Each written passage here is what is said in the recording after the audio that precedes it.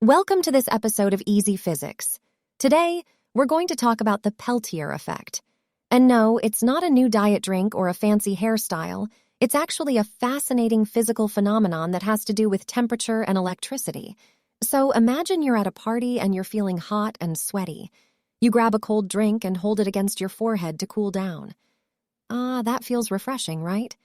Well, that's kind of like what the Peltier effect does, except it involves a lot more science. The Peltier effect is named after a French physicist named Jean-Charles Athanas Peltier, who discovered it back in the 1830s. It's basically the idea that if you run an electric current through a junction between two different materials, heat will either be absorbed or released at that junction, depending on the direction of the current. Now, I know that might sound a bit confusing, so let me break it down for you. Imagine you have a sandwich with 2 slices of bread and a slice of cheese in the middle.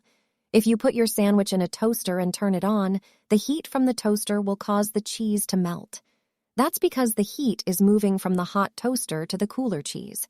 But if you were to run an electric current through the cheese, the opposite would happen. Instead of the cheese getting hotter, it would actually get cooler. That's the Peltier effect in action. So why does this happen? Well, it all has to do with the way that electricity and heat are related. When an electric current flows through a material, it causes the electrons inside that material to move around. And when electrons move, they can either absorb or release heat. This is where the Peltier effect comes in.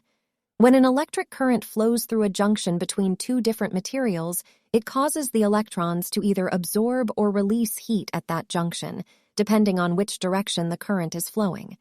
Now, you might be wondering why anyone would care about the Peltier effect. Well, it turns out that it's actually really useful for a lot of different things. For example, it's used in refrigerators and air conditioners to cool things down. It's also used in some electronic devices to keep them from overheating. And of course, it's used in some really fancy hairstyles. Just kidding about that last one. So there you have it. The Peltier effect is a cool, pun-intended example of how electricity and heat are related. And now the next time you grab a cold drink at a party, you can impress all your friends with your knowledge of physics, or you can just enjoy your drink and not worry about it. Either way, thanks for tuning in to Easy Physics.